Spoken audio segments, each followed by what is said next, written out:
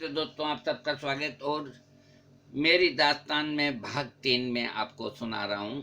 मेरी दास्तान भाग 3, भाग 2 कल दे दिया। भाग 3 में सुनिए मेरी दास्तान। और मैं बाहर खटिया पर लेट गया, कठपुतली जैसा यहाँ हो गया।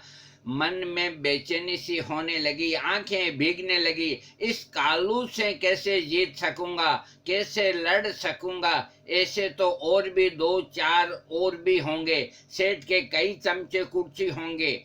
मैं तो कभी किसी से लड़ा नहीं, भिड़ा भी नहीं। और दिन में छोटी सी मार्केट में गया, धोबी प्रेस कर रहा था, नाई बाल काट रहा था, परचून वाला अंडा गिन रहा था। सब अपने अपने जुगाड़ में लगे हुए हैं, शायद ये भी जमाने के सताए हुए हैं। मैं एक परचून की दुकान जा बैठा, सरसों का तेल लिया। कहते हैं इसे मालिश से मल बन जाता है, कमजोर का सूरमा बन जाता है। अब मैं निमट लूंगा, कालू जैसे 10 को धूल चटा दूंगा जो अपने को बड़ा यूं समझता है। मैंने प्रैक्टिस शुरू कर दी, सूरज की रोशनी मंद कर दी है। सुबह सुबह छत पे जाकर मसाज करता हूँ, दंड बैठक भी लगाता हूँ। घर वाले भी कुछ न कुछ अंदाज लगा रहे हैं, मेरी ओर यूं देख रहे हैं। मैं अपनी बॉडी को तेल पिला रहा हूँ, परचून वाले की बिक्री बढ़ा रहा हूँ। मैं बलवान बनकर कालू को मटिया मेट करना चाहता हूँ। एक दिन वो कहीं जा रही थी, एक दिन वो कहीं जा रही थी, आंखें नीचे किए हुए जा रही थी। 2 लठेत साथ में थे। मेरे मकान के पास से गुजरी, तिरछी निगाहों से जरा सा देखा उसने, मुझे देखा, मैंने उसे देखा।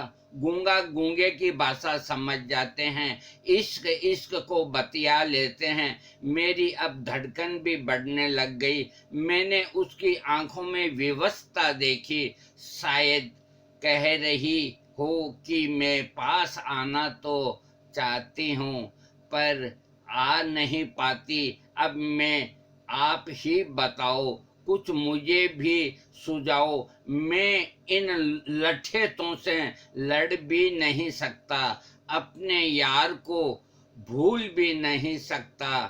मेरी दास्तां अजीब है, मैं बयान नहीं कर सकता, मैं बयान नहीं कर सकता। आगे सुनिए, बहुत प्यारा। एक दिन मैं फिर मार्केट गया, चाय की चुस्की ले रहा था।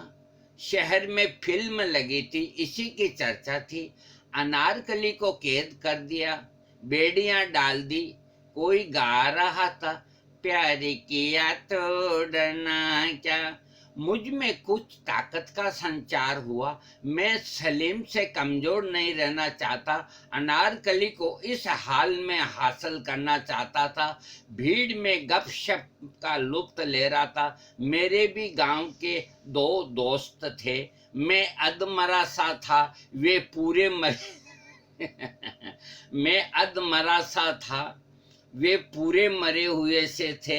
टांगे उनकी शुतुरमुर्ग सी थी, चेहरा चिपका हुआ था। जो भी था ठीक था, आखिर वे मेरे दोस्त थे पर मुझसे कमजोर थे। हम तीनों एक चूंतरी पे बैठ गए, फिल्म देखने की योजना बना रहे थे, पृथ्वीराज की भूमिका की तारीफ कर रहे थे। अगले दिन शहर जाने का मंसूबा बना लिया। सूरज डूबने को जा रहा था, हम भी अपने घरों की ओर लौट के जा रहे थे। सलीम जैसे बाल तो नहीं, पोस्टर में देखा था, अब अनारकली को भूल नहीं सकता। मेरी दास्तां अजीब है, मैं बयान नहीं कर सकता, बयान नहीं कर सकता। दोस्तों आज ये मैंने इसको भाग 3 आपको दिया है। और अब देखिए क्या होता है, अनारकली का क्या होता है, सलीम का कल देखिए। थैंक्स।